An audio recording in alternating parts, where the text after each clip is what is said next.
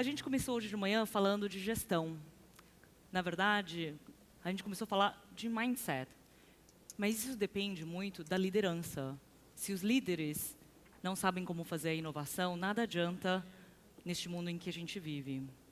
Então, a nossa última keynote que a gente vai ter hoje, a gente está trazendo alguém especializado em gestão, estratégia, para que a gente possa fazer essa intersecção com a inovação.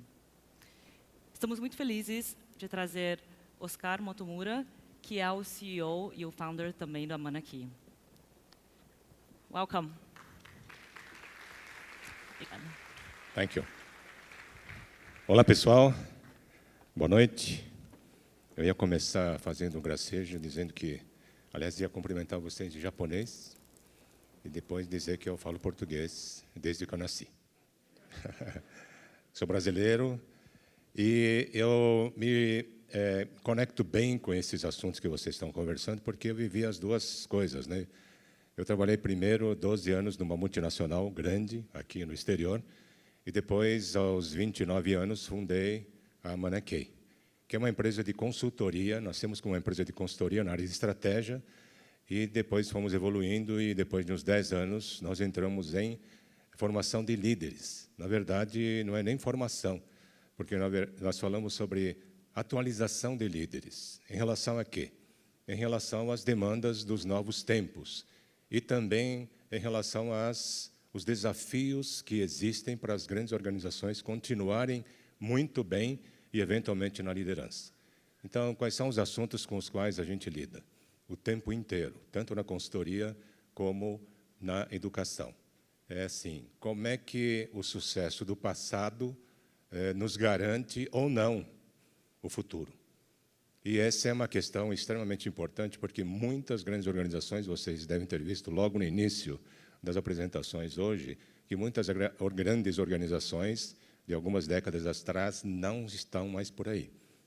Então, a pergunta misteriosa sempre, que a gente começa no nosso programa, talvez principal, que é o APG, é um programa de gestão avançada. São 5 dias, 12 horas por dia. Por isso que eu estava achando, vendo a apresentação anterior, e achando 5 dias, mínimo para as pessoas começarem a mudar seu mindset, mudar a sua cultura. Porque eu posso estar mas tão preso no passado que eu não consigo sequer entender as apresentações que as pessoas possam me fazer em relação às inovações que vão levar a organização para o futuro. Costumo dizer que cultura é o elo perdido da gestão. É uma coisa muito sutil, não é objetiva. E vocês imaginem assim, 2 empresas se fundem, ou uma adquire a outra. Nós estamos vendo um banco, por exemplo, multinacional, comprar um banco estatal brasileiro. O mínimo que a gente espera é que essa organização faça um imenso trabalho de integração cultural. Integram tudo, integram tecnologia, processos, integram um monte de coisa, mas não integram a cultura. Isso sempre me intrigou. E nós temos concentrado nossa atenção agudamente nessa questão da cultura. E até nós estamos propondo sempre a solução de grandes equações através da cultura. E é aqui que eu queria só pautar esses assuntos, e depois vou pegar um papelzinho aqui que eu coloquei algumas questões que são as que mais frequentemente me fazem, nos diversos fóruns que eu participo. Então, grandes organizações, startups, inovações radicais, coisas muito diferentes. Como é que essa junção pode acontecer? Será que as grandes organizações estão fadadas ao declínio porque não conseguem entender os desafios que estão chegando? Será que as startups conseguirão se comunicar adequadamente com as pessoas que decidem nas grandes organizações? Ou isso vai ser sempre algo extremamente difícil? Esse é um assunto, o que é liderança para esses novos tempos, qual é o tipo de liderança que leva organizações ao futuro. E aqui é sempre a questão intrigante de que, muitas vezes, nós dizemos, e aí? Cadê os nossos líderes que poderão nos levar ao futuro? Mas essa não é uma questão atual, de hoje. Tinha que ter começado lá atrás, né? Porque esse negócio não é no instalar de dedos que a gente ajusta a cultura, inclusive a formação dos líderes. Então, uma das coisas importantes é a gente fazer um exame de consciência, dizer, nós temos investido efetivamente no futuro. Isso deveria ser tangibilizado na forma de recrutar pessoas. Quem é que a gente está trazendo? Pessoas à imagem e semelhança das pessoas que ele tem liderado a organização até hoje, ou somos ousados o suficientes para trazer pessoas que têm mindsets muito diferentes daquilo que fez o sucesso até hoje. Então, você veja que tem várias questões paralelas a esses assuntos que vocês estão trabalhando aqui. Então, vou dar um exemplo interessante. A primeira coisa que me pergunta assim, os líderes de hoje deveriam estar centrados em quê? E a coisa que eu tenho colocado, e é o centro dos nossos projetos de consultoria hoje, são as equações. Equações. O que é uma equação? Equação é assim, o que eu estou tentando resolver com as inovações? E cunhamos uma expressão que pegou, num certo sentido, que são as equações impossíveis, onde todo mundo está dizendo que não dá, a gente quer como equação para a nossa consultoria. É o nosso nicho de mercado hoje. Então, existem milhares de organizações que ajudam organizações a melhorarem o que fazem hoje. Talvez sejam poucas as que encaram as situações em que está todo mundo dizendo que não vai dar. E essa que a gente prioriza. Então, esse é o nosso nicho de mercado. Eu vou dar um exemplo para vocês, né? E que é uma organização que todos vocês conhecem, Magazine Luiza. Conheci a Luiza Helena há 23 anos atrás, quando eles faturavam 90 milhões por ano. Uma loja de departamentos pequena, no interior de São Paulo, zona de Ribeirão Preto, Franca. E eles queriam crescer, a Luiza Helena sentiu que já atingiu o teto. Essa é uma constatação interessante, a humildade de um líder dizer, acho que nós já chegamos ao nosso limite, precisamos procurar referenciais fora. Nos procuraram e nós fomos lá fazer um workshop com 40 líderes, lá em Ribeirão Preto. E aí eu ouvi o pessoal, entendi a equação deles, eu vi uma coisa interessante também na apresentação anterior, esse negócio de entender bem o que é, qual é a situação. Porque muitas vezes a gente busca inovação e tenta resolver equações que não são as essenciais. E aí eu ouvi o pessoal e disse, bom, então tá, então vocês têm uma equação importante, relevante, central para a evolução de vocês, coloquem a equação, vocês querem crescer e não tem dinheiro, é isso? É. Então eu disse, coloque a equação na mesa e vamos conversar. Não entenderam. Falei, vocês não querem crescer? A principal barreira de vocês é não ter capital? Tá, então, junta as duas coisas e coloca na mesa. Provoquei um pouco até o pessoal entender o conceito e, finalmente, a equação foi para a mesa. Como crescer sem dinheiro? Então, muitas vezes, a gente resolve assim, como crescer? E tem um monte de ideias, faz brainstorm de como crescer, e depois diz que não dá para implantar porque não tem capital. Perdeu tempo. Então, a equação que foi para a mesa é como crescer sem dinheiro, e é impressionante ver, pessoal, quando a equação vai para a mesa, a criatividade humana começa a operar. E aí, logo que a equação foi para a mesa, logo um veterano levantou a mão e disse, que tal criar uma loja sem produtos? Não tem produtos.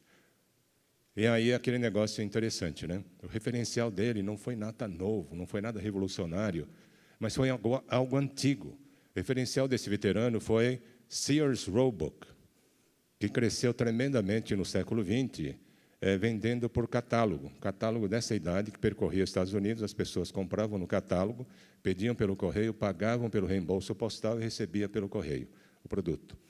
Olhava o produto pela primeira vez e, se não gostasse, podia devolver. E assim, nesse modelo, a Sears cresceu tremendamente no século XX. Posso pedir para acender as luzes do auditório? Acho que eu não me sinto muito confortável falando para um público que eu não vejo. Melhorou bem agora. Muito bem.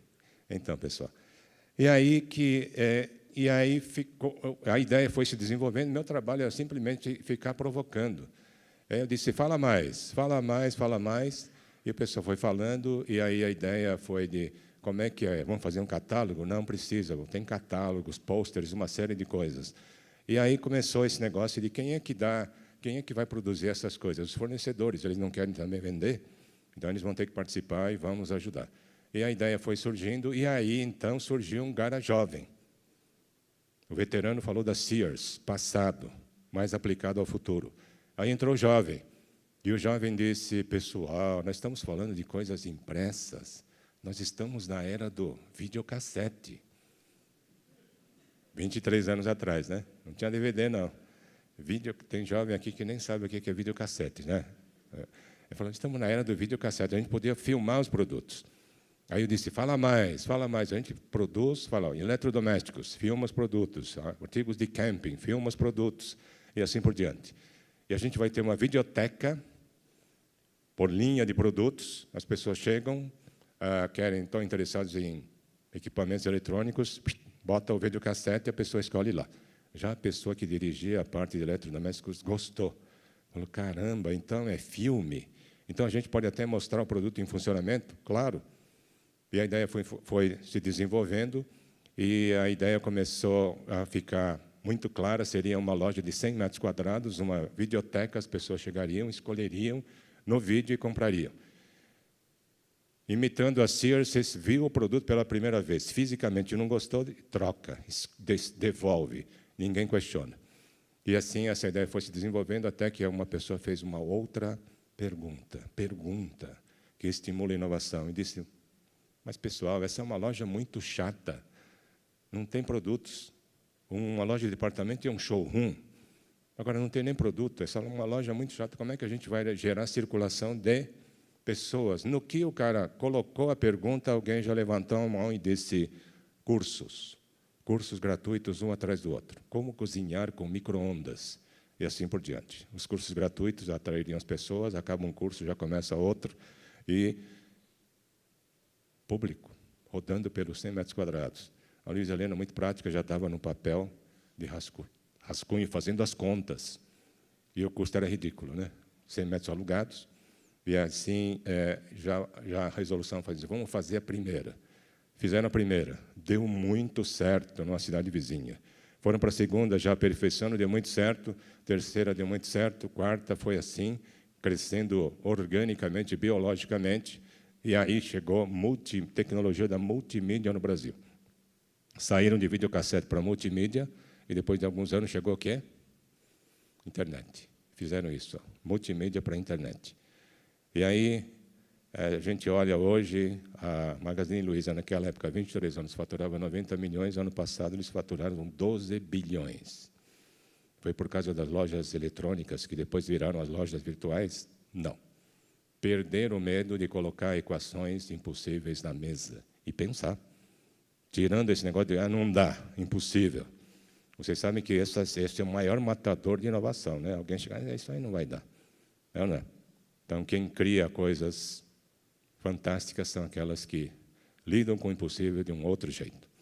E aí, exatamente por não ter medo mais de colocar equações impossíveis na mesa, que eles entraram em São Paulo, foi o último reduto que eles fizeram.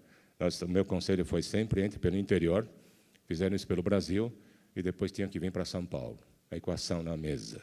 Como é que entra em São Paulo, em grande estilo, no mercado altamente competitivo? Resposta, 50 lojas de uma vez só. E foi assim que eles chegaram em São Paulo. Então, nós estamos falando de equações, e a ideia sempre, mais uma vez, é a liderança que consegue visualizar e colocar equações adequadas na mesa. Porque, muitas vezes, colocam-se equações que não são aquelas que deveriam ser colocadas. Na gestão pública, por exemplo. Nós também ajudamos a reinventar organizações públicas. Vocês viram o ministro da Saúde. Uma das primeiras coisas que vocês vão receber é alguém que vai mostrar uma planilha e dizer quantos bilhões serão necessários para criar um número ideal de postos de saúde. E aí tem aquela ideia do denominador e do numerador. E se vocês forem pessoas que olham as coisas por um prisma 360 graus, vocês não vão pensar em como obter fundos para a criação de mais postos de saúde. Aliás, em Ministério da Saúde ou da Doença. Talvez a grande estratégia de vocês como ministro da Saúde é fazer com que não haja necessidade de postos de saúde. Faz sentido isso? Não? Não precisa. Se a gente investir em quê? Em saúde. Educação das pessoas, para as pessoas se autogerirem para que não fiquem doentes. Faz muito mais sentido. Então, as equações são as coisas essa é a parte mais importante que eu queria enfatizar para vocês, né? E colocar as equações certas na mesa. E a ideia é não ter medo de equações impossíveis. Hoje, se a Magazine Luiza fosse fazer alguma coisa, uma empresa fosse fazer alguma coisa no mundo de hoje, colocaria a equação impossível na mesa e convidaria todo mundo dentro da organização a pensar em soluções. Mas não só isso. Coloca a equação para fora da organização. E talvez um monte de jovens de startups consigam propor soluções fora da caixa para aquela equação que está sendo colocada lá. É aí que a gente pode ver a união entre as necessidades das grandes organizações e aquilo que as startups podem colaborar. Sem essas equações claras, todo o esforço ele é meio tangencial e muitas vezes não gera os resultados que ambos os lados podem esperar. Então, essa é a primeira colocação. E outra pergunta que me fazem, essa ideia da liderança que disturba. Essa é uma expressão nova que nós temos criado. E a expressão disturbar vem de uma visão de organização que não é mecânica e hierárquica de comando e controle.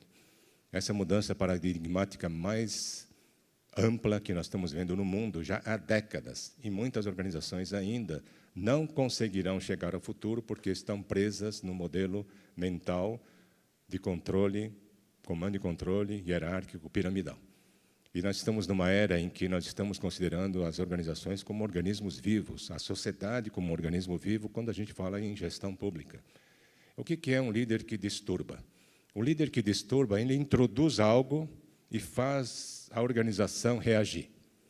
Exemplo, uma das maiores multinacionais do mundo, alguns anos atrás, estava naquele processo de declinar lentamente, ninguém percebe. E estavam presos também a um monte de rituais de gestão, por exemplo, off-site meeting. Ainda hoje, muitas grandes organizações fazem essas reuniões de 3 ou 4 dias, e essa organização estava presa nos seus off-site meetings, e como é que ele funcionava? 3 dias, o pessoal chegava na quarta noite, todo mundo, para ninguém começar atrasado no dia seguinte, e aí, na sobremesa do jantar, o presidente se levantava, abria o evento, e no dia seguinte começavam as apresentações de todas as unidades de negócio. Sem exagero, milhares de telas de PowerPoint. Vocês nunca viram isso acontecer, né? Tá. E aí, no sábado, todo mundo fez as apresentações, e ele disse, agora temos um plano. Nenhum debate, nenhuma discussão, ninguém discorda de nada. E como é que a gente pode criar planos que têm significado dessa forma? Difícil, né? E aí esse presidente estava sacando, ele não estava sentindo bem. E um dia ele foi abrir um off-site meeting, e na sobremesa ele pegou um papelzinho, um discurso escrito por alguém, já tem uma sutileza aqui, né? Nem é ele que vai falar, é alguém que escreveu uma coisa protocolar. Como é que a gente vai sensibilizar as pessoas, né? E aí ele levantou, pegou o papelzinho, ficou olhando, e ficou parado. Aí ele depois deixou o papelzinho de lado e disse algo mais ou menos nessa linha. Ele disse, pessoal, primeiro eu queria pedir desculpas para todas as pessoas que ajudaram a organizar esse evento. Mas eu queria propor uma mudança radical naquilo que a gente vai fazer nos próximos 3 dias. Eu queria propor que nós todos juntos trabalhássemos numa simulação. E a simulação é de que hoje, às 18 horas, nosso grupo faliu. E nos próximos 3 dias, nós vamos discutir como é que vai ser a nossa reestruturação. Foi a melhor reunião de planejamento que eles fizeram. Nenhuma apresentação em PowerPoint, debates e diálogos robustos pra caramba. E a partir dessa reunião, a organização começou a crescer de novo. Ou seja, esse executivo introduziu um distúrbio. Agora, muitas vezes, as mudanças e as inovações acontecem não assim, de cima para baixo. Continua sendo o líder que pensa num distúrbio. Mas esses distúrbios podem ser criados por qualquer pessoa da organização. Porque uma das coisas que caracteriza o século XXI é de que a liderança não só mais está no topo, está em todo lugar. Eu gosto de contar uma historinha do office boy que entra no elevador e aperta o 5º andar da torre, 35 andares. Daqui a pouco entra o presidente do grupo. Tem 2 tipos de office boy. Tem aquele office boy que olha o presidente, fica intimidado, aperta o 1º andar e quer sair logo do elevador. Tem? Não tem pessoas assim?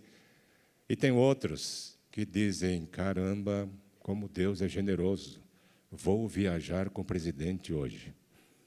Ele não desce no 5º andar e vai até o 35º andar com o presidente. Aí o presidente, educado, olha o garoto e diz, bom dia, tudo bem? Aí ele olha para o presidente e diz, presidente, nem tudo está bem. O senhor sabia que... Você sabe que o office boy anda pela empresa inteira, né? Está vindo um monte de coisa que o presidente não vê. E até o elevador chegar no 35º andar, o presidente vai ouvir coisas que ninguém próximo dele está dizendo.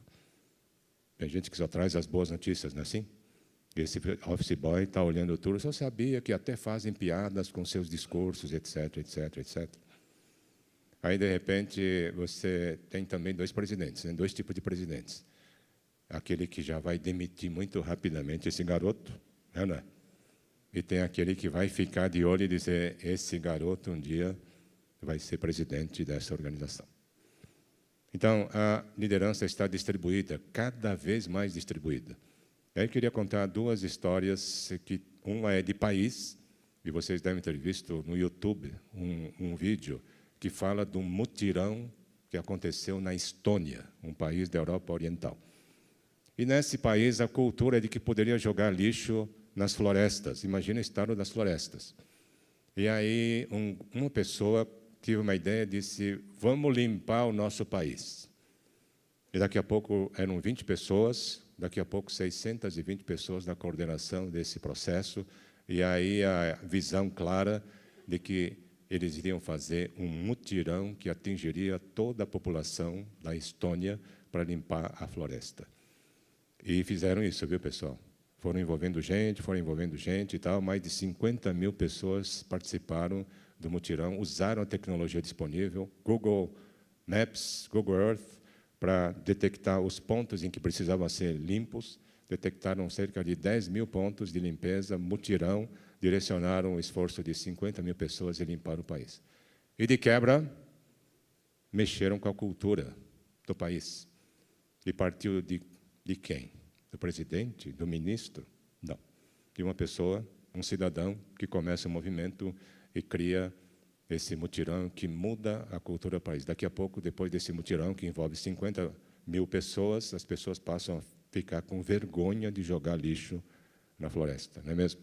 Então, esse é um exemplo que vem de baixo. Muito típico de organizações que atuam biologicamente. A mudança pode acontecer de qualquer lugar e, portanto, um start-upper, não sei se pode se falar assim, né? Chega, cria alguma coisa que começa a mudar. Aqui eu queria só deixar um recadinho, né? Digamos que traz relevância às pessoas que são capazes de criar inovação. Serem úteis. Não é só criar uma empresa para ter lucro ou criar uma empresa do futuro, que é pouco. Talvez as pessoas que mais significância vão dar às suas próprias atividades, através das atividades que criam, são pessoas que estão olhando ao redor e percebendo as necessidades que existem. Não no mercado, não no cliente, mas no país, na sociedade. Olhar as necessidades não atendidas, como, por exemplo, essa de precisamos fazer com que as pessoas fiquem mais saudáveis. O que eu posso criar para que a cultura mude e as pessoas comecem a cuidar melhor da saúde para não precisar de posto de saúde? Então, aplicar a sua criatividade e a sua capacidade de inovação nas necessidades que a sociedade tem. Escrevi um artigo longo sobre esse assunto, está disponível no site, que depois a gente vai deixar aqui o nosso e-mail e o site para a gente perceber. Então, aquela ideia das pessoas inovadoras, criativas, diferentes em modelo mental, que começam a olhar as necessidades que o país tem e começam a criar atividades privadas, inclusive, para atender essas necessidades da melhor forma possível. Um outro exemplo que também vem de baixo aconteceu é a viabilização impossível. Vocês imaginam o serviço de saúde da Inglaterra com mais de 1 milhão de funcionários. Campeão do PROCON. Campeão do PROCON. Todos os dias, notícias escabrosas de pacientes mal atendidos pelo sistema de saúde. Daí um grupo de médicos e alguns executivos, na verdade técnicos, falaram, bom, vamos fazer alguma coisa em relação a isso. E, cabeça de tecnologia, criaram um processo em que as pessoas criariam grupos para fazer coisas para melhorar a qualidade de atendimento dos pacientes, grupinhos pequenos, autônomos, que recorrentemente, não só de uma vez, toda semana, recorrentemente fariam uma série de coisas para mudar a qualidade de atendimento.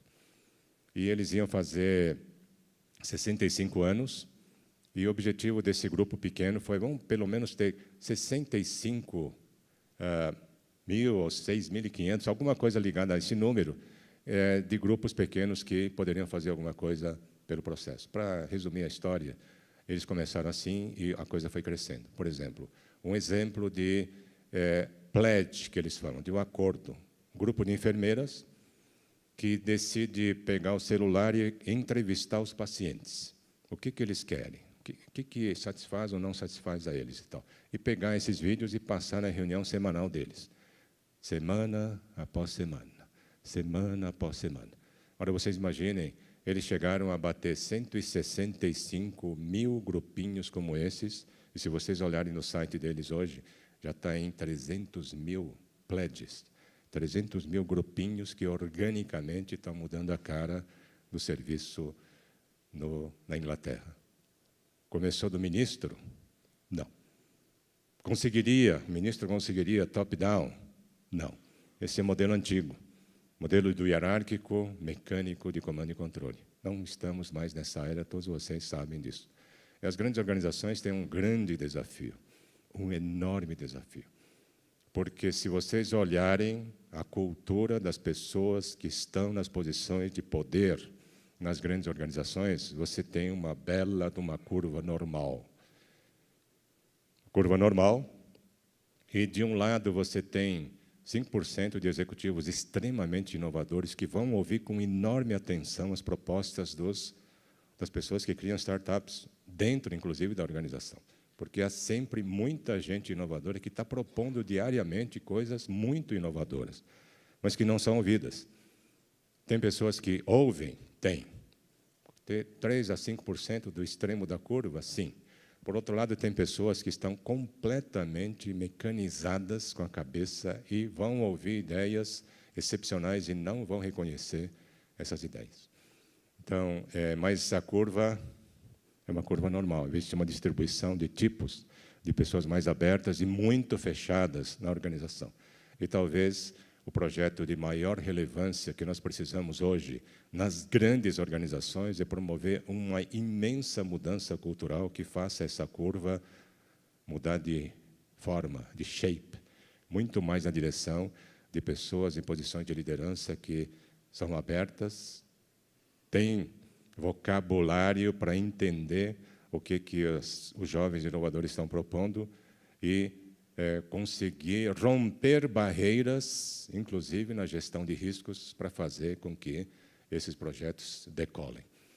E, por outro lado, vocês vejam que haverá, sim, situações em que a organização vai ter que pensar seriamente em fazer resseleção de pessoal, inclusive nos postos de liderança, porque há pessoas que não estão mais preparadas para chegar ao futuro e poderão atrapalhar muito as grandes organizações. E, por outro lado, nós precisamos pensar muito em equações, esses líderes conseguirem colocar equações relevantes e fazer com que todo mundo dentro da organização, inclusive fora, consigam trazer ideias para resolver essas equações de forma absolutamente original. Então, pessoal, era só isso que eu queria ter trazido para vocês, dentro desse contexto. Essa conexão entre grandes organizações e empresas de startup é uma conexão não muito fácil. Tem que admitir que tem barreiras para caramba, não pode ser algo festivo, porque não é assim que a gente vai chegar lá. Então, isso exige muito diálogo, compreensão muito clara de um lado para o outro, para que essa coisa funcione. E se eu pudesse deixar um só recado, né, para que vocês reflitam de hoje para amanhã e coloquem isso na mesa para refletir, é assim: estamos no momento do Brasil que precisamos pensar muito nas necessidades que o país tem. Não pode ser algo festivo em que simplesmente a gente pensa em criar empresas que vão ter sucesso material. As necessidades maiores do país, vocês já sabem quais são. E são mudanças bravas. Por exemplo, quando a gente fala de que a gente precisa reinventar a democracia, significa que nós vamos ter que mudar o jeito de fazer democracia, porque esse negócio de votar em pessoas que vão nos representar no Congresso, que a gente nem conhece, é um sistema doente e ultrapassado. A pergunta que eu deixaria aqui é: quem são as pessoas inovadoras que vão, no espírito dos startups, recriar a democracia neste país? Então, essa é a provocação e estímulo que eu deixaria para uma reflexão mais profunda sobre as necessidades que este país tem e criar inovações que vão ajudar. Acho que a gente precisa e merece. Obrigado, pessoal.